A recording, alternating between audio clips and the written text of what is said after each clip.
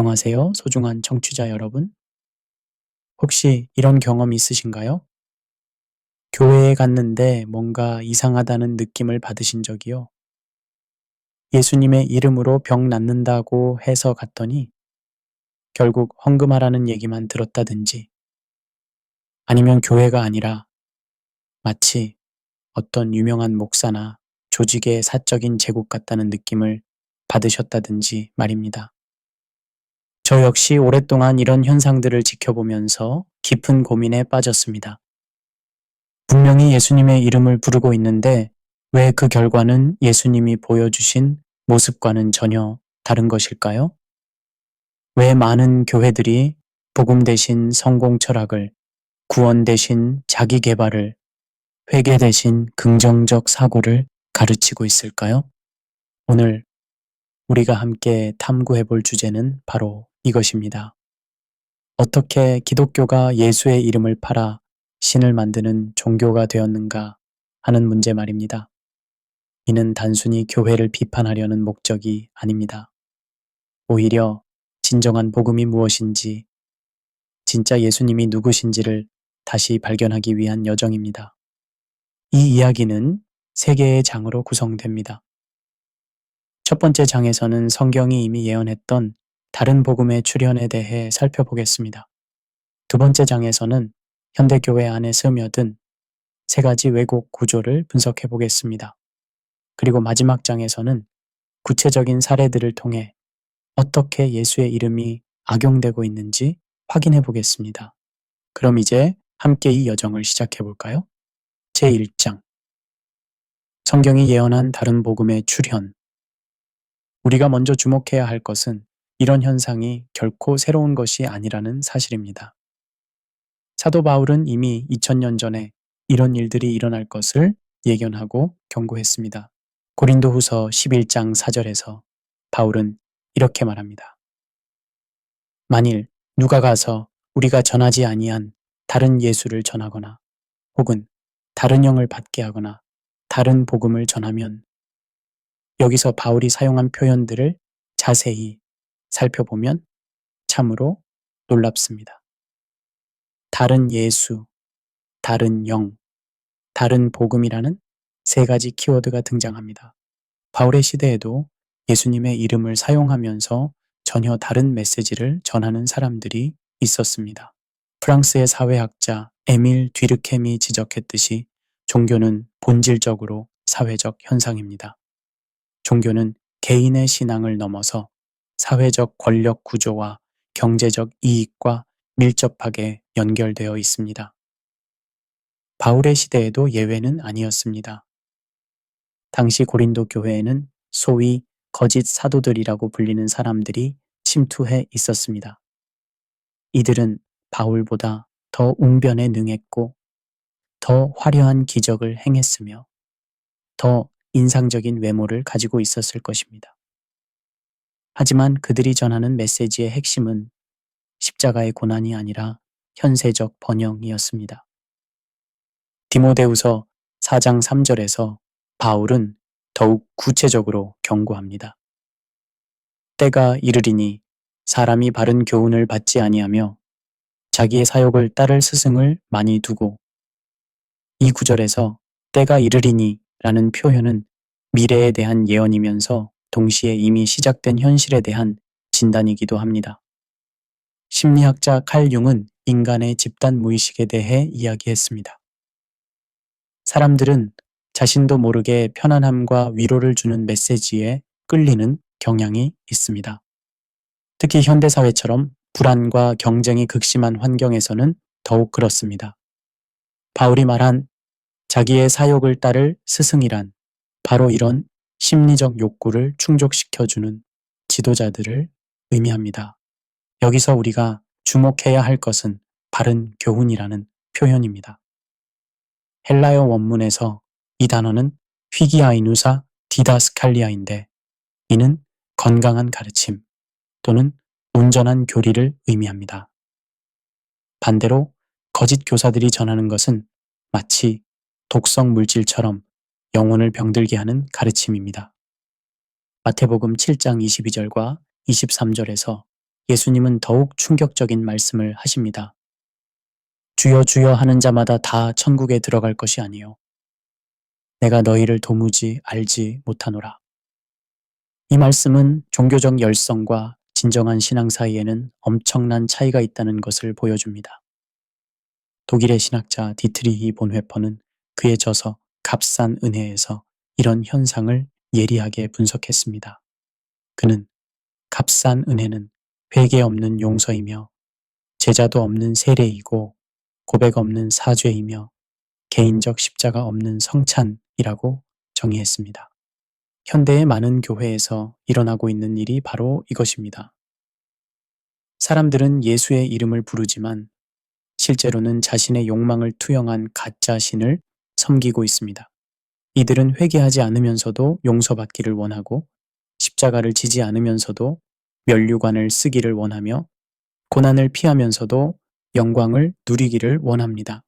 교회사를 살펴보면 이런 현상의 뿌리를 더 깊이 이해할 수 있습니다. 서기 313년 콘스탄티누스 황제가 밀라노 칙령을 통해 기독교를 공인한 이후 기독교는 급격한 변화를 겪었습니다. 박해받던 종교에서 권력과 결합한 종교로 탈바꿈한 것입니다. 영국의 역사학자 에드워드 기번은 그의 대작 로마 제국 쇠망사에서 이렇게 지적했습니다. 기독교가 로마를 정복했다기보다는 로마가 기독교를 정복했다. 이는 매우 의미심장한 통찰입니다. 기독교가 세속 권력과 결합하면서 본래의 영성을 잃어버리기 시작했다는 것입니다. 이런 역사적 변화 과정에서 우리는 중요한 패턴을 발견할 수 있습니다. 종교가 권력 구조와 결합할 때마다 본래의 메시지는 왜곡되고 지도자들의 개인적 이익이 하나님의 뜻보다 우선시되기 시작합니다. 이는 비단 기독교만의 문제가 아닙니다. 모든 종교가 제도화 과정에서 겪는 공통적인 딜레마입니다. 그렇다면 우리는 어떻게 진짜와 가짜를 분별할 수 있을까요? 예수님은 마태복음 7장에서 중요한 원칙을 제시하십니다. 그들의 열매로 그들을 알지니. 여기서 열매란 단순히 외적인 성과나 기적을 의미하는 것이 아닙니다. 심리학자 빅터 프랭클은 홀로코스트 경험을 통해 인간의 내적 동기에 대해 깊이 성찰했습니다.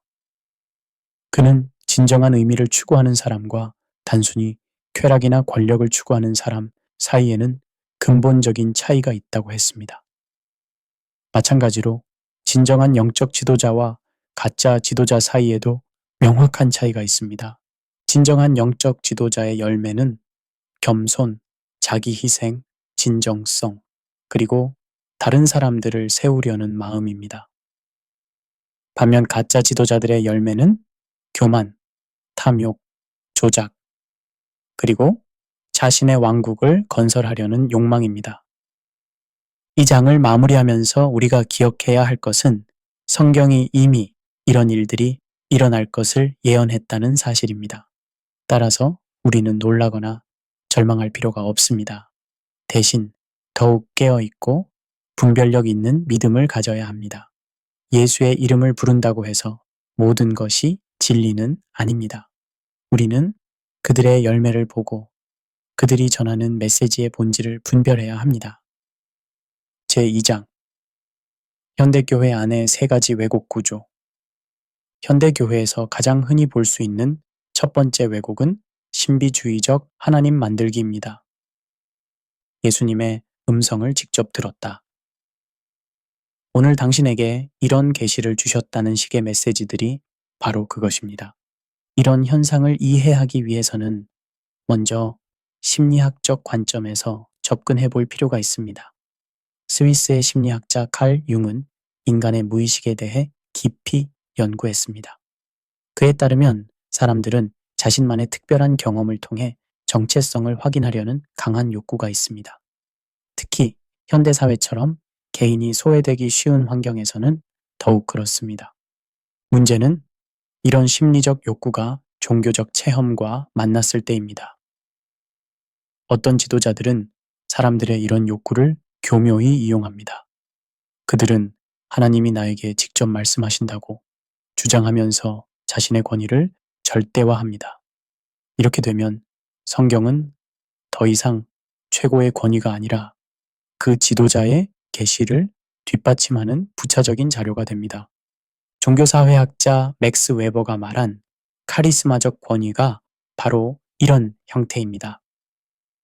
웨버에 따르면 카리스마적 지도자는 초자연적인 능력이나 특별한 계시를 받았다고 주장함으로써 추종자들의 절대적 복종을 이끌어냅니다. 문제는 이런 권위가 성경적 근거보다는 개인적 체험에 기반한다는 것입니다. 저는 실제로 이런 교회들을 방문해 본 경험이 있습니다. 예배 중에 목사가 갑자기 하나님이 지금 말씀하고 계십니다. 라고 하면서 특정 개인에게 예언을 전달하는 모습을 봤습니다. 놀라운 것은 그 예언의 내용이 대부분 일반적이고 모호한 격려의 말들이었다는 것입니다. 하나님이 당신을 사랑하신다. 좋은 일이 생길 것이다. 믿음을 잃지 말라. 같은 식으로 말입니다. 심리학에서는 이를 반엄 효과 또는 포로 효과라고 부릅니다. 이는 누구에게나 적용될 수 있는 일반적인 진술을 마치 자신만을 위한 특별한 메시지로 받아들이는 심리적 현상입니다. 점술사들이 자주 사용하는 기법이기도 합니다. 성경은 계시에 대해 매우 명확한 입장을 보여줍니다. 히브리서 1장 1절과 2절에서 옛적의 선지자들을 통하여 여러 부분과 여러 모양으로 우리 조상들에게 말씀하신 하나님이 이 모든 날 마지막에는 아들을 통하여 우리에게 말씀하셨으니 라고 선언합니다. 이는 하나님의 계시가 예수 그리스도를 통해 완성되었다는 의미입니다. 물론 성령님이 지금도 역사하시고 우리에게 말씀하십니다. 하지만 그 방식은 이미 기록된 성경을 통해서이지 새로운 계시를 통해서가 아닙니다. 16세기 종교개혁자들이 강조한 오직 성경 원리가 바로 이런 맥락에서 나온 것입니다. 마틴 루터는 당시 교황과 교회의 권위에 맞서면서 나의 양심은 하나님의 말씀에 사로잡혀 있다고 선언했습니다. 이는 어떤 인간의 권위도 성경의 권위를 넘어설 수 없다는 의미였습니다. 현대의 신비주의적 지도자들은 사실상 이런 개혁의 정신을 거부하고 있습니다. 그들은 자신의 직통 계시를 성경과 동등하거나 심지어 더 중요한 것으로 취급합니다. 이는 매우 위험한 발상입니다. 두 번째 왜곡은 기복주의적 신만들기입니다. 예수 믿으면 부자 된다. 축복은 믿음의 크기만큼 온다. 는 식의 메시지들이 바로 그것입니다. 이런 현상을 이해하기 위해서는 현대 자본주의 사회의 특성을 먼저 살펴봐야 합니다. 독일의 사회학자 거르크 지멜은 화폐의 철학에 대해 깊이 연구했습니다. 그에 따르면 현대 사회에서 돈은 단순한 교환 수단을 넘어서 인간의 존재 가치를 규정하는 궁극적 기준이 되었습니다. 이런 사회적 배경에서 종교도 예외일 수 없습니다. 많은 사람들이 신앙을 통해 경제적 성공을 추구하게 되었고, 일부 종교 지도자들은 이런 욕구를 교묘히 이용하기 시작했습니다. 그들은 하나님을 마치 자동 판매기나 요술 램프의 요정처럼 묘사합니다. 올바른 믿음의 동전을 넣으면 원하는 축복의 상품이 나온다는 식으로 말입니다. 문제는 이런 메시지가 성경의 가르침과 정면으로 충돌한다는 것입니다. 예수님은 마태복음 6장에서 너희는 먼저 그의 나라와 그의 의를 구하라고 말씀하셨습니다. 여기서 먼저라는 단어가 핵심입니다. 우선순위가 완전히 뒤바뀐 것입니다. 현재 전 세계적으로 확산되고 있는 번영신학의 뿌리를 추적해보면 흥미로운 사실들을 발견할 수 있습니다. 이 신학의 출발점은 19세기 후반 미국에서 등장한 신사고 운동입니다. 신사고 운동은 기독교적 외형을 하고 있지만 본질적으로는 동양의 종교 철학과 서구의 심리학을 혼합한 것입니다. 이 운동의 핵심 아이디어는 생각이 현실을 창조한다는 것입니다. 즉, 긍정적으로 생각하면 긍정적인 결과가, 부정적으로 생각하면 부정적인 결과가 온다는 것입니다. 그리고 이런 아이디어가 기독교와 결합하면서 번영신학이 탄생했습니다. E.W. 캐니언, 케네스 해긴, 케네스 코플랜드 같은 인물들이 이 신학의 주요 인물들입니다. 이들의 주장을 요약하면 다음과 같습니다. 하나님은 모든 크리스천이 건강하고 부유하게 살기를 원하신다. 만약 가난하거나 병들었다면 그것은 믿음의 부족 때문이다. 올바른 믿음과 고백을 통해 하나님의 축복을 주장할 수 있다. 문제는 이런 가르침이 성경의 전체적인 메시지와 모순된다는 것입니다. 구약의 욥, 신약의 바울, 그리고 무엇보다 예수님 자신이 이런 번영신학과는 전혀 다른 삶을 살았기 때문입니다. 그렇다면 왜 이렇게 많은 사람들이 번영신학에 끌리는 것일까요? 이를 이해하기 위해서는 인간의 기본적인 심리적 욕구를 살펴봐야 합니다. 첫째, 통제감의 욕구입니다. 심리학자 마틴 셀리그만의 연구에 따르면 인간은 자신의 삶을 통제할 수 있다고 느낄 때 심리적 안정감을 얻습니다. 번영신학은 바로 이런 욕구를 충족시켜줍니다. 당신의 믿음으로 상황을 바꿀 수 있다는 메시지는 사람들에게 강한 통제감을 제공합니다. 둘째, 정당화의 욕구입니다. 많은 사람들이 경제적 성공을 추구하면서도 그것에 대한 죄책감을 느낍니다. 번영신학은 이런 딜레마를 해결해 줍니다. 부자가 되는 것은 하나님의 뜻이다 라고 말함으로써 물질적 욕망을 종교적으로 정당화해 주는 것입니다. 셋째, 희망의 욕구입니다. 경제적으로 어려운 상황에 있는 사람들에게 번영신학은 강력한 희망의 메시지를 제공합니다. 당신도 부자가 될 수 있다는 약속은 절망적인 현실에서 벗어날 수 있는 출구처럼 보입니다. 하지만 문제는 이런 희망이 대부분 실현되지 않는다는 것입니다. 그럼에도 불구하고 사람들이 계속 이런 메시지에 끌리는 이유는 인지 부조화 때문입니다. 사람들은 자신이 믿고 싶은 것을 믿으려 하고 그것과 모순되는 증거들은 무시하거나 다른 방식으로 해석하려 합니다. 세 번째 왜곡은 자기 개발형 하나님 만들기입니다. 당신은 위대합니다. 하나님이 당신 안에 계십니다.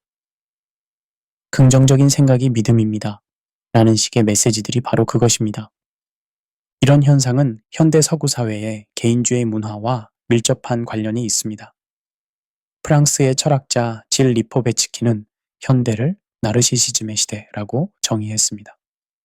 사람들이 점점 더 자기 자신에게만 관심을 갖게 되었다는 것입니다. 이런 문화적 배경에서 많은 교회들이 복음의 메시지를 변질시키기 시작했습니다. 십자가와 회개의 메시지는 너무 부정적이고 판단적이라는 이유로 피하게 되었습니다. 대신 사람들의 자존감을 높여주고 긍정적인 기분을 만들어주는 메시지들이 등장했습니다.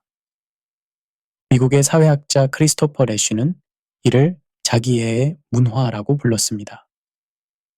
그에 따르면 현대인들은 진정한 공동체나 의미보다는 자신의 감정적 만족에만 집중하게 되었습니다. 이런 문화적 변화가 교회에도 그대로 반영된 것입니다. 이런 변화 과정에서 등장한 것이 치료적 신학입니다. 이는 전통적인 신학의 범주들인 죄, 심판, 구원, 성화 등을 심리학적 용어들인 자존감, 치유, 성장, 긍정 등으로 대체하는 것입니다. 물론 복음에는 분명히 치유와 회복의 차원이 있습니다. 하지만 문제는 이것이 복음의 전부가 아니라는 것입니다. 복음의 핵심은 하나님과의 관계 회복이지 단순한 심리적 치유가 아닙니다. 치료적 신학의 대표적인 예가 바로 자존감 복음입니다. 이는 인간의 근본적인 문제가 죄가 아니라 낮은 자존감이라고 주장합니다. 따라서 구원의 목적도 죄 용서가 아니라 자존감 회복이라고 봅니다. 하지만 성경은 이와 다른 진단을 내립니다. 인간의 근본적인 문제는 자존감 부족이 아니라 하나님을 떠난 죄입니다. 그리고 구원의 목적은 자존감 회복이 아니라 하나님과의 관계 회복입니다. 저는 이런 자기계발형 메시지에 빠져 있던 한 청년을 만난 적이 있습니다. 그는 매주 교회에 나가면서도 자신의 삶에서 진정한 변화를 경험하지 못하고 있었습니다. 그가 듣는 메시지는 항상 당신은 특별하다. 당신 안에 무한한 가능성이 있다는 식의 격려였지만 정작 자신의 죄와 연약함에 대해서는 별다른 도전을 받지 않고 있었습니다. 결국 그는 교회 생활과 실제 삶 사이에 괴리감을 느끼게 되었습니다. 교회에서는 자신이 승리자라고 들었지만 실제로는 여전히 같은 죄와 문제들로 고민하고 있었기 때문입니다. 이런 상황이 지속되면서 그는 점점 신앙에 대한 회의감을 갖게 되었습니다. 이것이 바로 자기계발형 복음의 한계입니다. 그것은 일시적인 기분 전환은 줄 수 있지만 근본적인 변화는 가져오지 못합니다. 왜냐하면 인간의 근본적인 문제를 제대로 진단하지 못하기 때문입니다. 진정한 복음은 인간을 있는 그대로 받아들이면서 동시에 변화를 요구합니다. 예수님은 우리를 조건 없이 사랑하시지만 동시에 죄를 버리고 나를 따르라고 말씀하십니다. 이는 자기 개발형 메시지와는 근본적으로 다릅니다. 자기 개발형 메시지는 당신은 이미 완벽하다고 말하지만 복음은 당신은 죄인이지만 하나님의 은혜로 의롭게 될 수 있다고 말합니다. 자기 개발형 메시지는 당신의 잠재력을 발휘하라고 하지만 복음은 자기를 부인하고 십자가를 지라고 합니다. 이런 차이를 이해하는 것이 매우 중요합니다. 왜냐하면 이 두 메시지는 완전히 다른 결과를 가져오기 때문입니다. 자기 개발형 메시지는 결국 인간을 자기 자신에게 더욱 집중하게 만들지만 진정한 복음은 인간을 하나님과 이웃에게 향하게 만듭니다. 이 장을 마무리하면서 우리가 기억해야 할 것은 이 세 가지 왜곡이 서로 독립적인 것이 아니라는 점입니다. 실제로는 이들이 복합적으로 작용하면서 전체적으로 복음을 변질시키고 있습니다. 신비주의적 권위주의와 기복주의적 물질 만능주의, 그리고 자기계발형 개인주의가 서로 결합하면서 완전히 다른 종교를 만들어내고 있는 것입니다. 제3장, 실명 사례들과 가짜 하나님의 특징. 이제 구체적인 사례들을 통해 앞서 논의한 왜곡들이 어떻게 실제로 나타나고 있는지 살펴보겠습니다. 먼저 미국에서 가장 영향력 있는 목사 중 한 명인 조엘 오스틴의 경우를 분석해 보겠습니다. 조엘 오스틴은 텍사스 휴스턴에 있는 레이크우드 교회의 담임 목사입니다. 이 교회는 매주 5만 명 이상이 참석하는 미국 최대 규모의 교회 중 하나입니다. 그의 설교는 전 세계 100여 개국에 방송되고 그가 쓴 책들은 베스트셀러 목록에 오르곤 합니다. 특히 그의 대표작 Your Best Life Now는 전 세계적으로 수백만 부가 팔렸습니다. 이 책의 부제는 하나님이 의도하신 승리와 번영의 삶을 위한 7단계입니다. 제목만 봐도 그의 메시지가 어떤 방향인지 알 수 있습니다. 오스틴의 메시지를 한마디로 요약하면 하나님은 당신이 잘 되길 원하십니다. 입니다. 그는 항상 밝은 미소를 지으며 사람들에게 희망과 격려의 메시지를 전합니다. 당신은 할 수 있어요. 좋은 일이 생길 거예요. 하나님이 당신을 축복하실 거예요. 이런 식의 메시지들이 그의 설교의 핵심입니다. 문제는 이런 메시지들 속에서 십자가, 회개, 죄, 심판 같은 핵심적인 복음 주제들이 거의 등장하지 않는다는 것입니다. CNN과의 인터뷰에서 한 진행자가 동성애가 죄라고 생각하는가? 라고 질문했을 때 오스틴은 명확한 답변을 피하며 저는 사람들을 판단하지 않습니다. 저는 격려하는 사람입니다. 라고 답했습니다. 오스틴 현상을 이해하기 위해서는 피에르 부르디오의 종교적 자본 개념을 참고할 필요가 있습니다. 부르디오에 따르면 종교도 하나의 시장이며 종교 지도자들은 신자들의 욕구에 맞는 상품을 제공하는 공급자들입니다. 현대 미국 사회에서 가장 큰 종교적 욕구는 무엇일까요? 바로 위로와 격려입니다.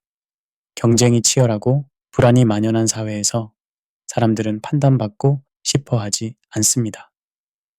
대신 자신이 괜찮다는 확신을 얻고 싶어 합니다. 오스틴의 메시지는 바로 이런 욕구를 정확히 겨냥합니다. 그의 설교를 들어보면 거의 모든 내용이 청중의 기분을 좋게 만드는데 초점이 맞춰져 있습니다. 어려운 상황에 있는 사람들에게는 곧 좋아질 것이라고 말하고 성공을 꿈꾸는 사람들에게는 하나님이 당신을 위해 큰 계획을 가지고 계시다고 말합니다. 하지만 여기서 중요한 질문을 던져야 합니다. 과연 이것이 성경이 말하는 복음일까요? 예수님도 이런 식으로 사람들에게 메시지를 전하셨을까요? 예수님의 사역을 살펴보면 오스틴의 메시지와는 매우 다른 모습을 발견할 수 있습니다. 예수님은 분명히 사람들을 사랑하시고 치유하셨지만 동시에 매우 도전적인 메시지를 전하셨습니다. 마태복음 5장에서 7장까지에서 묘사된 산상수훈을 보면 예수님은 심령이 가난한 자, 애통하는 자, 온유한 자를 복이 있다고 하셨습니다. 이는 오스틴의 당신은 위대하다는 메시지와는 정반대입니다. 예수님은 인간의 연약함과 한계를 인정하는 것에서 진정한 복이 시작된다고 가르치셨습니다. 또한 예수님은 좁은 문으로 들어가라고 마태복음 7장 13절에 말씀하셨고 나를 따라오려거든 자기를 부인하고 날마다 자기 십자가를 지고 나를 따를 것이니라. 꼭 누가복음 9장 23절에서 말씀하셨습니다. 이는 결코 쉽고 편안한 길이 아닙니다. 독일의 신학자 디트리히 본회퍼는 이런 차이를 예리하게 지적했습니다. 그는 값싼 은혜와 값비싼 은혜를 구분했는데 오스틴의 메시지는 전형적인 값싼 은혜의 사례라고 할 수 있습니다. 회개나 희생 없이 하나님의 축복만을 약속하는 것이기 때문입니다. 두 번째 사례는 캘리포니아 레딩에 있는 베델 처치와 그 담임 목사인 빌 존슨입니다. 베델 처치는 천국 문화를 이 땅에 세우자는 슬로건으로 유명합니다. 이 교회에서는 정말 다양한 신비한 현상들이 일어납니다. 예배 중에 하늘에서 금가루가 떨어진다고 하고 사람들이 성령의 능력으로 쓰러지거나 웃음을 터뜨립니다. 또한 죽은 사람을 살리는 기도회를 정기적으로 개최합니다. 빌 존슨의 주요 저서들을 살펴보면 When Heaven Invades Earth, The Supernatural Power of a Transformed Mind 등이 있습니다. 제목들만 봐도 그의 신학적 관심사가 어디에 있는지 알 수 있습니다. 문제는 이런 신비한 체험들이 성경적 근거보다는 감정적 만족에 기반하고 있다는 것입니다. 사람들은 이런 체험을 통해 자신이 특별하고 영적이라고 느끼게 됩니다. 하지만 정작 일상생활에서의 성화나 이웃사랑 같은 기본적인 신앙의 열매들은 부족한 경우가 많습니다. 베델 처치 현상을 이해하기 위해서는 종교 심리학의 관점이 필요합니다.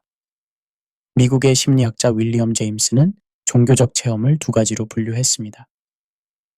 하나는 일회성 종교이고 다른 하나는 재생 종교입니다.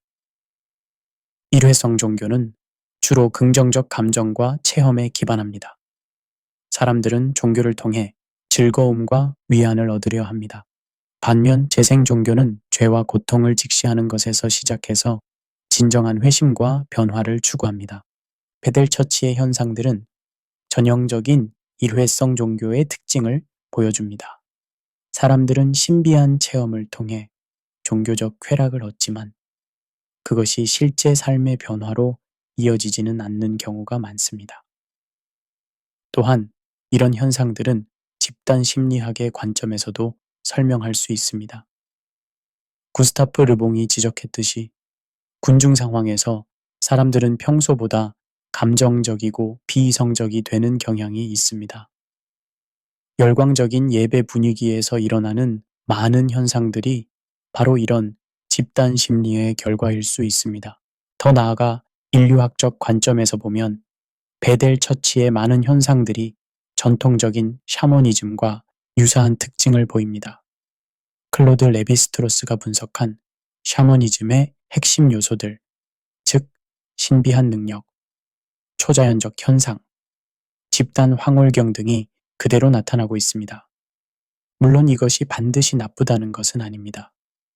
문제는 이런 현상들이 성경적 기준으로 검증되지 않고 있다는 것입니다. 바울은 고린도전서 14장에서 영적 은사들에 대해 말하면서 모든 것을 품위 있게 하고 질서 있게 하라고 40절에서 강조했습니다. 이제 이런 사례들을 통해 현대 교회에서 만들어지고 있는 가짜 하나님의 특징들을 정리해 보겠습니다. 첫째, 성공과 위로만 주는 존재. 가짜 하나님은 절대 사람들을 불편하게 만들지 않습니다. 죄를 지적하거나 회개를 요구하지 않습니다. 대신 항상 격려하고 위로하며 성공과 축복만을 약속합니다. 이는 마치 과보호하는 부모와 같습니다. 하지만 진짜 하나님은 사랑하시면서도 동시에 우리를 훈련시키시는 분입니다. 히브리서 12장 6절에서 주께서 그 사랑하시는 자를 징계하시고 그가 받으시는 아들마다 채찍질하심이라 고 말씀하신 것처럼 하나님의 사랑에는 때로 고통스러운 교정도 포함됩니다. 둘째, 내 기도를 다 들어주는 램프의 요정. 가짜 하나님은 인간의 욕망을 이루어주는 도구로 취급됩니다. 마치 알라딘의 요술램프에서 나오는 요정처럼 올바른 믿음의 공식을 사용하면 원하는 것을 얻을 수 있다고 약속합니다.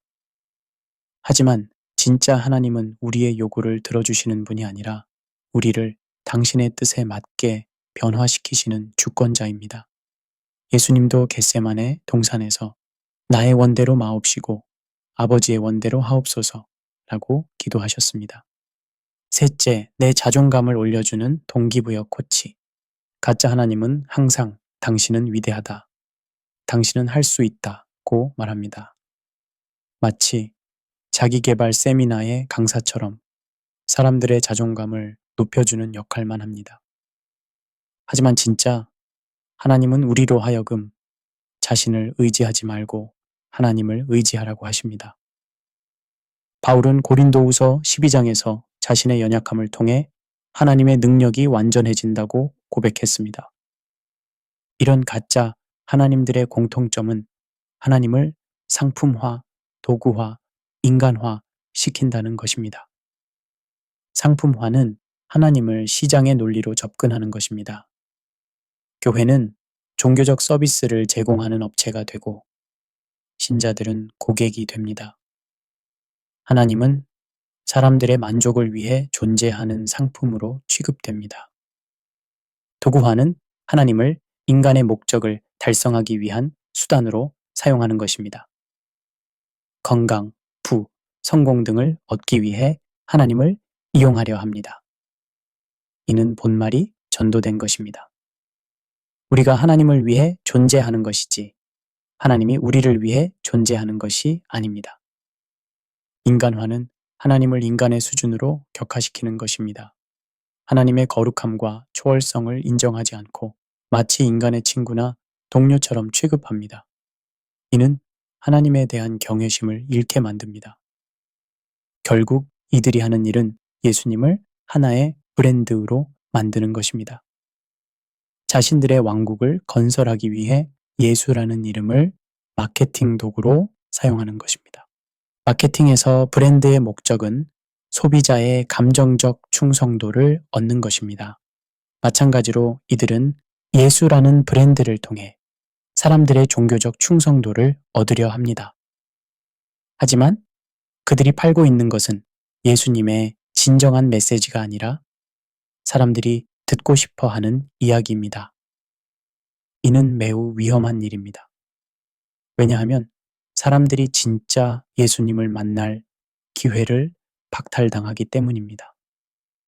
그들은 가짜 예수에 만족하면서 진짜 예수가 주시는 진정한 변화와 구원을 경험하지 못하게 됩니다.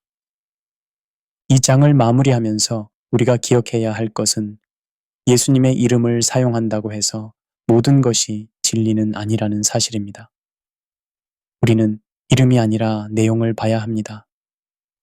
그들이 전하는 메시지가 성경의 예수님과 일치하는지 아니면 사람들의 욕망을 투영한 가짜 예수인지 분별해야 합니다. 에필로그, 진짜 예수님을 따르는 길. 이제 우리의 긴 여정이 마무리되어 갑니다. 지금까지 우리는 함께 현대 기독교의 어두운 면들을 살펴보았습니다. 어떻게 예수님의 이름이 악용되고 있는지, 어떻게 복음이 왜곡되고 있는지를 구체적으로 확인했습니다. 하지만 이 모든 이야기의 목적은 비판 자체가 아닙니다. 오히려 진짜를 찾기 위한 것입니다. 가짜를 제대로 알아야 진짜의 가치를 더욱 깊이 이해할 수 있기 때문입니다. 예수님은 마태복음 7장 14절에서 이렇게 말씀하셨습니다. 생명으로 인도하는 문은 좁고 길이 협착하여 찾는 이가 적도다. 이 말씀은 매우 중요한 진리를 담고 있습니다. 진정한 신앙의 길은 결코 쉽고 편안한 길이 아니라는 것입니다. 왜 좁은 길일까요? 왜 찾는 이가 적을까요? 그것은 이 길이 우리의 자아를 내려놓고 하나님의 뜻에 복종하는 길이기 때문입니다. 자기 십자가를 지고 예수님을 따르는 길이기 때문입니다. 그렇다면 진정한 제자도는 어떤 특징을 가지고 있을까요? 첫째, 자기 부인입니다. 누가복음 9장 23절에서 예수님은 아무든지 나를 따라오려거든 자기를 부인하고 날마다 자기 십자가를 지고 나를 따를 것이니라 고 하셨습니다. 여기서 자기 부인은 자신의 욕망과 의지를 하나님께 내려놓는 것을 의미합니다. 이는 현대의 자기 개발 메시지와는 정반대입니다. 세상은 자신을 믿으라, 꿈을 이루라, 성공하라고 말하지만 예수님은 자기를 부인하라고 하십니다. 이는 자신을 혐오하라는 뜻이 아닙니다. 오히려 자신의 한계를 인정하고 하나님께 의존하라는 뜻입니다. 둘째, 날마다 십자가를 지는 것입니다. 십자가는 고난과 희생의 상징입니다. 진정한 제자는 자신의 편안함보다 하나님의 뜻을 우선시합니다. 때로는 손해를 감수하더라도 옳은 일을 선택합니다. 셋째, 예수님의 음성을 듣고 따르는 것입니다. 요한복음 10장 27절에서 예수님은 내 양은 내 음성을 들으며 나는 그들을 알며 그들은 나를 따르느니라고 하셨습니다. 여기서 중요한 것은 예수님의 음성을 듣는다는 것입니다. 그런데 어떻게 예수님의 음성을 들을 수 있을까요? 그것은 성경을 통해서입니다. 성경은 하나님의 말씀이며 성령님은 성경을 통해 우리에게 말씀하십니다. 따라서 진정한 제자는 성경을 사랑하고 연구하며 그 말씀에 순종하려고 노력합니다. 이 시점에서 우리 각자는 진지한 자기 성찰을 해봐야 합니다. 과연 나는 진짜 예수님을 따르고 있는가? 아니면 내가 만든 가짜 예수를 따르고 있는가? 몇 가지 질문을 던져보겠습니다. 1. 나의 신앙은 주로 내가 원하는 것을 얻기 위한 수단인가? 아니면 하나님을 기쁘시게 하기 위한 것인가? 2. 나는 성경의 자기 부인, 회개, 십자가 등과 같은 도전적인 메시지들을 회피하고 있지는 않은가? 3. 나는 예배를 통해 감정적 만족만을 추구하고 있지는 않은가? 그리고 4. 나의 기도는 주로 내 필요를 채워달라는 요구 중심인가? 아니면 하나님의 뜻을 구하는 것 중심인가? 이런 질문들이 불편할 수 있습니다. 하지만 이런 불편함이야말로 건강한 신호입니다. 진정한 신앙은 항상 우리를 더 깊은 성찰과 변화로 이끌기 때문입니다. 개인적 신앙과 함께 교회 공동체의 역할도 중요합니다. 진정한 교회는 단순히 사람들을 위로하고 격려하는 곳이 아닙니다. 물론 위로와 격려도 필요하지만 그것이 전부는 아닙니다. 진정한 교회는 사람들로 하여금 하나님과 더 깊은 관계를 맺도록 돕는 곳입니다. 성경을 바르게 가르치고 서로를 사랑하며 세상을 섬기도록 격려하는 곳입니다. 또한 진정한 교회는 건전한 책임 구조를 가지고 있습니다. 목사나 지도자들의 권력이 견제되고 투명성이 보장되며 성경적 원칙에 따라 운영됩니다. 어떤 개인이 절대적 권위를 갖지 않습니다. 그렇다면 우리는 어떻게 분별력을 기를 수 있을까요? 첫째, 성경 공부입니다. 가짜와 진짜를 구분하는 가장 확실한 방법은 진짜를 잘 아는 것입니다. 은행에서 위조 지폐를 판별하는 직원들은 가짜 지폐를 연구하기보다는 진짜 지폐를 숙지합니다. 마찬가지로 우리도 성경을 통해 진정한 복음이 무엇인지 깊이 알아야 합니다. 둘째, 기도입니다. 성령님은 우리를 모든 진리 가운데로 인도하십니다. 따라서 우리는 성령님의 인도하심을 구하며 기도해야 합니다. 특히 어떤 가르침이나 현상을 접했을 때 성령님께 분별력을 구하는 기도를 해야 합니다.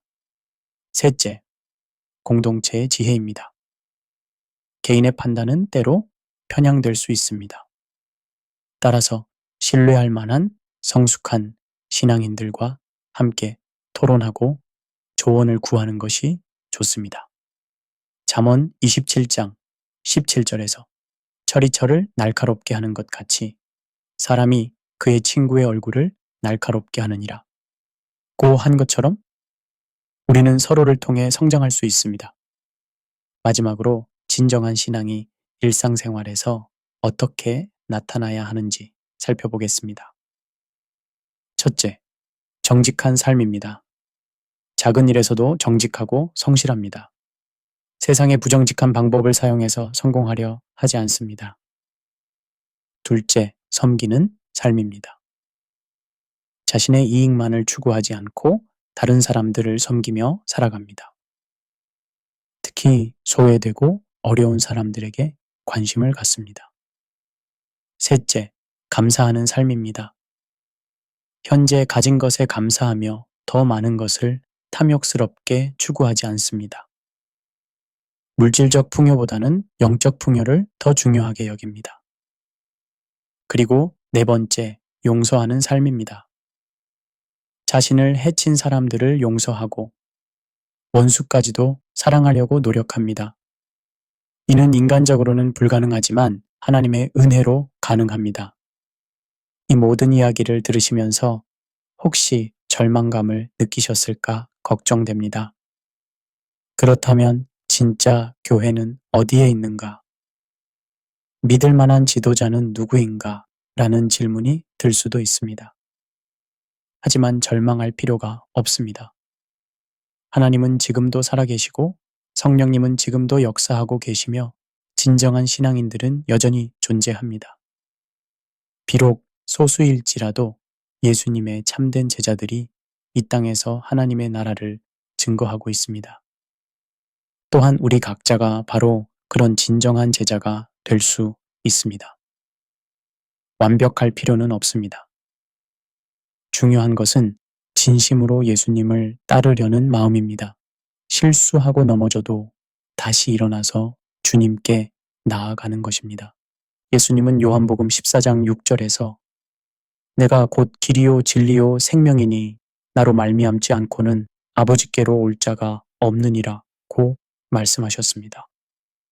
이 말씀은 예수님이 유일한 구원의 길이라는 의미이면서 동시에 예수님 자체가 우리가 추구해야 할 목표라는 의미이기도 합니다. 우리는 예수님의 이름을 파는 신앙이 아니라 예수님 그 자체를 따르는 신앙을 가져야 합니다. 복음 앞에서 자기를 부인하고 날마다 자기 십자가를 지고 예수님을 따라가는 것이 진정한 제자도의 길입니다. 마지막으로 당부드리고 싶은 것은 이 메시지를 듣고 다른 사람들을 판단하는 도구로 사용하지 마시라는 것입니다. 오히려 자신을 돌아보는 거울로 사용하시기 바랍니다. 우리 모두는 완벽하지 않으며 끊임없이 성장해야 할 존재들입니다. 또한 절망보다는 희망을 품으시기 바랍니다. 비록 많은 왜곡들이 있지만 진리는 여전히 빛나고 있습니다.